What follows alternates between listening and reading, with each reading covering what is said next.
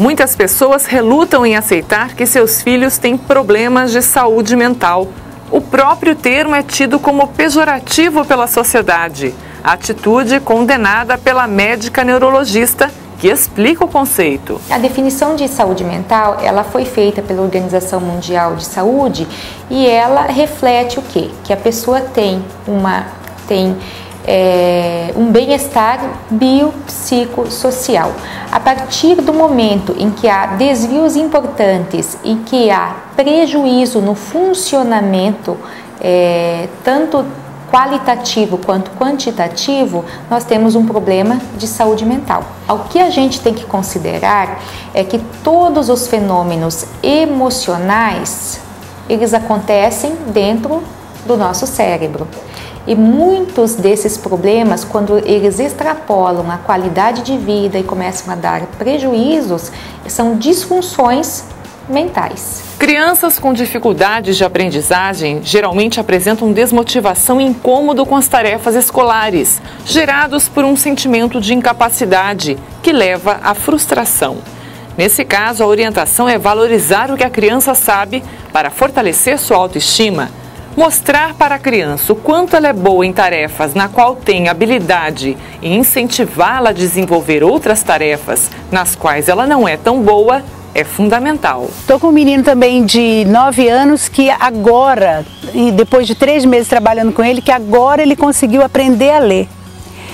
Ele tem dislexia não muito severa, mas assim, o tempo todo foi taxado de um menino fraco, um menino burro, um menino que não conseguia. Por quê? Porque ele estava com 9 anos, todos da sala dele já liam e ele não conseguia ler de jeito nenhum. Então, todas essas coisas, a gente vê assim, a seriedade das crianças que têm dificuldade de aprendizagem. Não é uma coisa para se levar de qualquer jeito. A importância do diagnóstico, a importância de se levar num profissional que faça o diagnóstico, que acompanhe e depois disso, aí sim, fazer todo o tratamento. O papel da escola é imprescindível, que é justamente o professor, através da sua observação, perceber na sala de aula as possíveis variáveis, ou seja, a forma como os alunos detêm ou não uma certa dificuldade de aprendizagem. A medicina, ela trabalha com o que para ela avançar? Ela trabalha com as dificuldades, com aquilo que ela não sabe. E acho que a educação, ela tem que aprender um pouco com a medicina nesse aspecto, porque nós não sabemos muitas vezes como lidar, ou então negamos, ou então estigmatizamos um comportamento que é patológico, que apresenta uma certa patologia que a criança precisa talvez de um medicamento. E o que eu estou chamando? A gente estigmatiza como, dizendo que a criança é bagunceira, que a criança não presta atenção. Então negando, às vezes, muitas vezes negando o caráter, né, daquela especificidade do que a criança sofre com isso. Por mais diversas que sejam essas dificuldades, todo indivíduo é capaz de aprender, desde que ele seja bem trabalhado, seja ele em sala de aula, seja ele num grupo, seja ele no individual. Mas o principal motivo para que essas soluções possam acontecer é que elas sejam bem acompanhadas. No próximo bloco você vai ver. O TDAH é o problema de comportamento mais comum que tem na infância. Ele ocorre em uma criança em 30 ou 5 a 8% da população infantil. O Medicina e Saúde volta já já.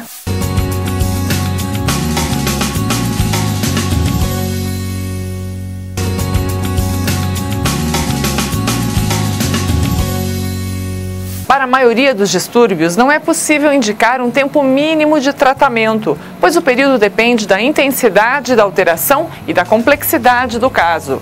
Enquanto em determinados casos os sinais de diminuição nos efeitos aparecem após anos de cuidados, em outros pode haver melhora já nas primeiras atividades com o psicopedagogo. No caso da dislexia, por exemplo, um acompanhamento pode ser necessário durante toda a vida, mas os efeitos são minimizados até que se atinja um padrão de vida normal. É preciso que se faça um diagnóstico bem feito e aí então, se o diagnóstico está correto e for necessário entrar com a medicação, entra-se com a medicação, mas com a medicação também com tempo estimado para que seja feito o uso dessa medicação até uma possível melhora do paciente. Agora, a gente não pode dar uma medicação a perder de vista o tempo de uso dessa medicação, porque a medicação também tem efeito sobre a criança. Como é que essa criança entende o uso dessa medicação que ela está fazendo, né? Os resultados que ela vai conseguir são delas ou são da medicação?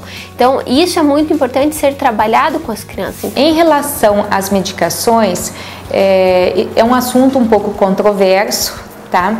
Porque volta e meia na imprensa há vários relatos que há um uso inadequado ou abusivo de medicações, mas a gente sabe que quando uma criança é adequadamente diagnosticada, pode existir um tratamento medicamentoso para ela. Na maioria dos casos, é o professor o primeiro a identificar que a criança está com alguma dificuldade. Responsabilidade que deve ser assumida também pela escola, como sugere a pedagoga. O professor tem que reconhecer, ele tem que saber, não é, juntamente a família, quais são as dificuldades daquela criança. Quando é alguma patologia, essa criança deve ter um amparo, uma equipe multidisciplinar, como psicopedagogo ou psicólogo, não é? Enfim, tem um amparo dentro da escola, mas muitas vezes esse amparo que tem dentro da escola, ele não é suficiente, então é preciso que você tenha, para além da escola, uma outra equipe multidisciplinar, talvez com neuropediatra, enfim, que possa, e outros profissionais da área da saúde, que possam então estar abarcando essa criança e dando um reforço, não é? Naquilo que ela precisa e para poder ter esse processo de desenvolvimento na vida dessa criança. Precisa ter um olhar diagnóstico, precisa ter um olhar informativo, eu preciso olhar, observar, entender o que está acontecendo e dar essa devolutiva. Convocar os pais precisam estar dispostos a ouvir a escola também. O papel do pedagogo na escola é de suma importância. E isso facilita a vida da família em relação à escola e a vida da criança em relação ao professor.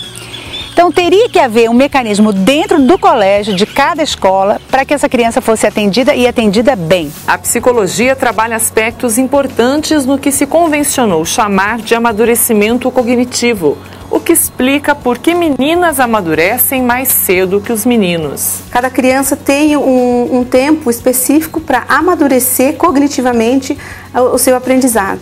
Então, esse aprendizado ele é a nível neurológico, porque cada criança tem um tempo, um amadurecimento específico. Essa questão do amadurecimento, ela vai muitas vezes trazer o que a gente chama assim, de comportamentos ligados à dificuldade de aprendizagem. Porque quando a criança não se sente motivada, realmente ela não vai ter interesse por aprender. E é nesse momento que a gente entra em contato com as famílias e com a escola para dizer que esse não amadurecimento, ou a criança não estando pronta, ela realmente vai ficar com uma certa defasagem, mas não que isso seja uma dificuldade da aprendizagem. A neuropsicóloga enfatiza como a escola deve trabalhar com alunos hiperativos ou com quadros de ansiedade. A criança que apresenta comportamentos de indisciplina dentro da sala de aula ou até mesmo na escola, algumas vezes essas crianças estão tendo esses comportamentos, mas em função de esconder a verdadeira dificuldade delas, que estão relacionadas com o aprendizado. O hiperativo, ele apresenta esses comportamentos de indisciplina porque ele não consegue se disciplinar. É uma questão orgânica mesmo, a nível cerebral, que atinge o corpo físico, né? Ele fica agitado fisicamente e ele tem que extravasar essa agitação. Às vezes a gente precisa fazer um trabalho diferenciado com essa criança para ensinar comportamento. Porque até então ela só conhecia um tipo de comportamento. Essa criança ela precisa estar sempre o quê? Sendo contida. Um professor, alguém da escola, alguém da equipe pode estar orientando essa criança no primeiro momento. Então isso é ensinar comportamento. Depois, mais para frente, quando ela já vai estar com essas questões já adquiridas, ela vai estar fazendo igual às outras crianças. Muitas crianças apresentam o TDAH, transtorno de atenção com hiperatividade, que é confundido com o transtorno bipolar. Um diagnóstico que pode se agravar quando a criança desenvolve também a depressão. O TDAH é o problema de comportamento mais comum que tem na infância. Ele ocorre em uma criança em 30, ou 5 a 8% da população infantil.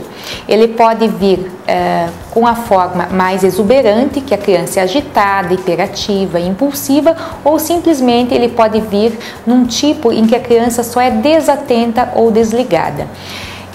Para se fazer o diagnóstico, nós temos que ter muito cuidado, coletar informações junto à família e junto à escola, porque o diagnóstico é eminentemente clínico, nós não temos exames complementares específicos que vão dar esse diagnóstico, e a gente entra para um tratamento específico de acordo com a necessidade daquela criança. O bipolar, para a gente esclarecer um pouco mais, é quando a criança, ao mesmo tempo, ela apresenta uma agitação, e a agitação está ligada àquelas áreas de comportamento e ao mesmo tempo a depressão, né? Isso pode estar acontecendo num mesmo dia, ou ela pode estar apresentando períodos de agitação e períodos de depressão, né? E por isso a avaliação diferenciada e o profissional indicando para a medicação, porque a medicação também vai estar regulando essa questão do humor. Na verdade, há um hiato imenso entre o consultório, onde a criança foi diagnosticada, e a escola. Esse hiato poderia ser diminuído da seguinte maneira: a pessoa que recebe o laudo precisa ter um contato muito grande com o problema em si. De que maneira? Estudando, indo atrás, até mesmo a família trazendo material para a escola. O pedagogo da escola precisa trabalhar essas questões, precisa fornecer ao professor, que tem todo um monte de planejamento para fazer, caderno para corrigir, coisa arada para fazer. O pedagogo da escola precisa fornecer instrumentos para que esse professor trabalhe com essa criança. Nos Estados Unidos existem algumas escolas próprias para a educação e tratamento de transtornos de aprendizagem, mas muitos especialistas defendem a ideia de que crianças com esse tipo de condição não precisam de colégios diferenciados. Muitas vezes, elas só precisam de alguém que confie nelas.